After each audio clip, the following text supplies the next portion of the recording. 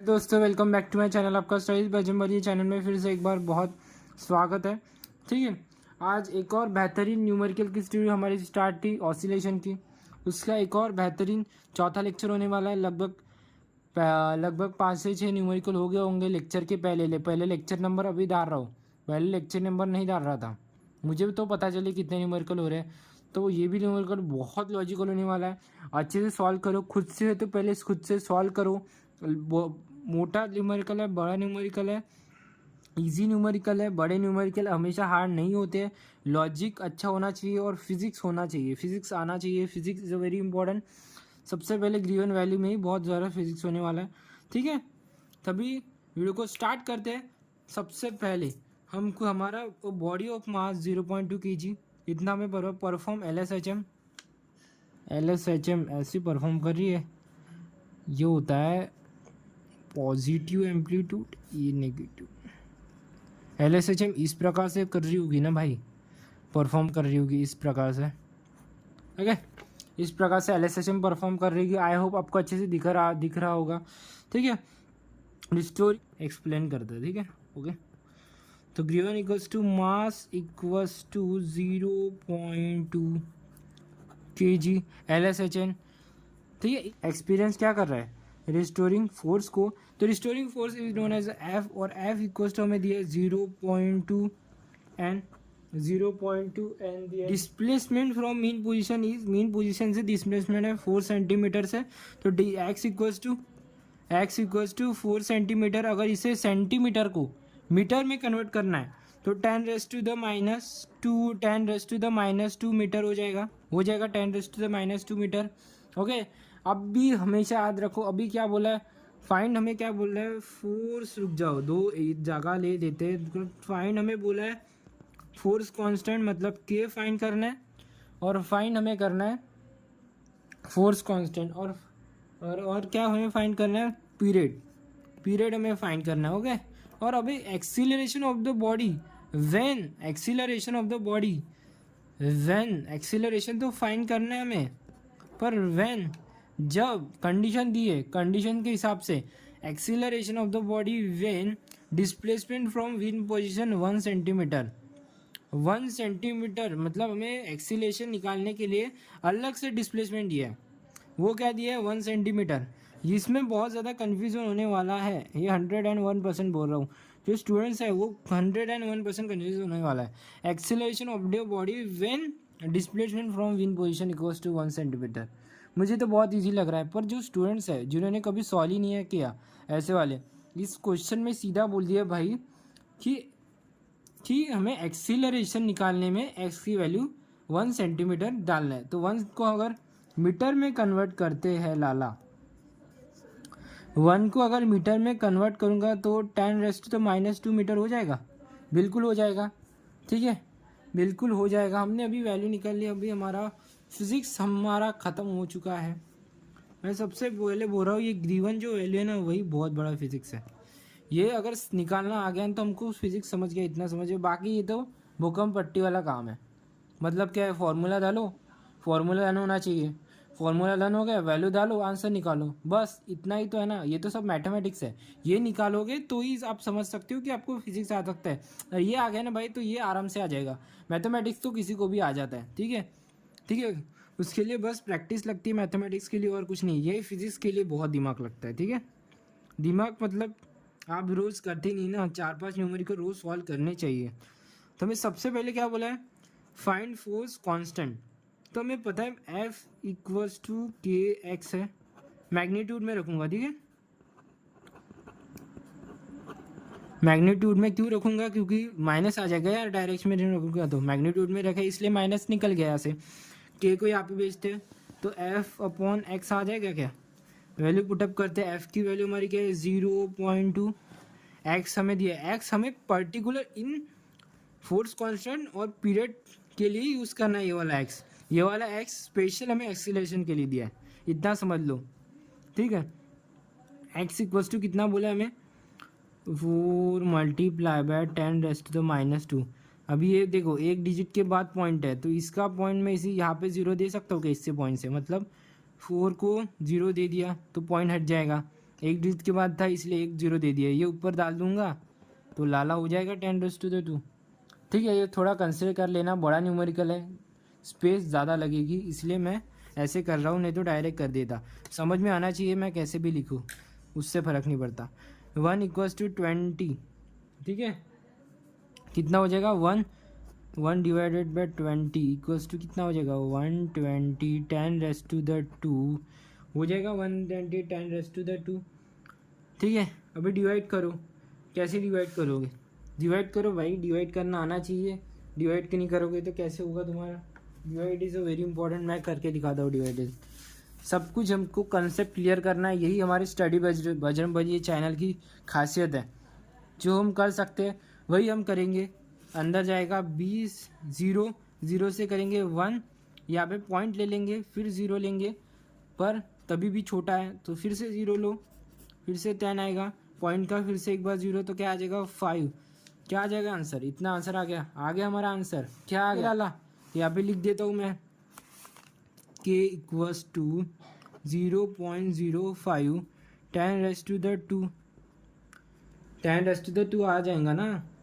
और इससे अगर मल्टीप्लाई कर दो, इससे अगर मल्टीप्लाई कर दो तो आराम से क्या हो जाएगा? इसका आंसर क्या हो जाएगा? 5 हो जाएगा कि नहीं हो जाएगा?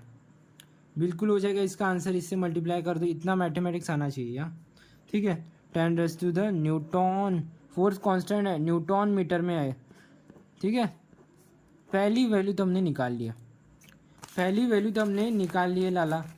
अभी निकालेंगे हम पीरियड को निकालेंगे। तो हमें इतना पता है कि t = नाउ t = 2π/v है। ये तो हमें पता है ना, 2π/v है। वैसे तो मैंने रिप्लेस कर दिया, डायरेक्ट लिख दिया। ठीक है, यहाँ पे लिख भी देता हूँ, बहुत स्टूडेंट को पता नहीं होगा कि v का फॉर्मूला होता है 2π/t। मैंने क्या किया, t को यहाँ पे भेजा, v को यहाँ भेजा, तो बन गया हमारा किसका? पीरियड का फॉर्मूला। ठीक है, ये तो मैंने बस बताने के लिए किया ये कैसे आया। ठीक है, अभी t = ओमेगा की वैल्यू पता है क्या? नहीं पता है। पर क्यों मैंने वैल्यू डाली? क्योंकि मुझे ये पता है ओमेगा = क्या होता है? √k/m। ओमेगा का ये भी फॉर्मूला है हमेशा, बहुत सारे प्रकार के फॉर्मूले भाई ओमेगा के। ओमेगा का 2πn वाला भी फॉर्मूला है। कंडीशन के हिसाब से फॉर्मूले यूज़ हो गए, गिवन वैल्यू के हिसाब से फॉर्मूले यूज़ हो गए। इतना याद रखो, वैल्यू के हिसाब से फॉर्मूले का यूज़ करो तभी तुम। ठीक है, समझ गया? ओमेगा की वैल्यू हमने पुट कर दी। ठीक है, अभी हम क्या करेंगे, t = 2π, ये जो है ये इनको ऊपर भेज देंगे, यहाँ पे भेज देंगे, तो भाई m नीचे आ जाएगा और k आ जाएगा। ठीक है, m नीचे आ गया तो k आ गया।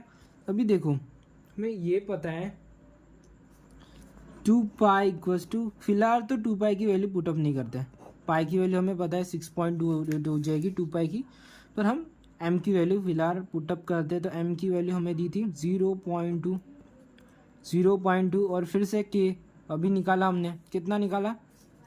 5। एक डिजिट के बाद है तो क्या कर देंगे लाला? क्या कर दोगे? 2π, हाँ लिखना भूल गया, 2π है यहाँ पे। ओके, तो फिर ये 1 डिजिट के बाद है, 2 = 1 0 दे दो, पॉइंट गायब हो गया। अभी मैं ऐसे कर रहा हूँ भाई, थोड़ा सा मेरे लिए कंसिडर कर लेना, बस समझ आना चाहिए। समझ तो 101% आ ही रहा होगा जिनका ध्यान होगा। ये जाएगा तो कितना 25, 1 = 25 आ जाएगा आंसर। क्या आ जाएगा आंसर इसका? 2π है और 2π देखो ना भाई, 2π है, 2π तो आएगा। और देखो ना 25 का क्या होता है? स्क्वायर 5 होता है, तो अपॉन में 5 आ जाएगा। आ गया। अभी 6.28/5 डायरेक्ट कर दो यार, कोई फ़र्क नहीं पड़ेगा, इसे डिवाइड कर दो। ठीक है, 6.25 को डिवाइड करेंगे किससे? 6.28 को डिवाइड करेंगे 5 से।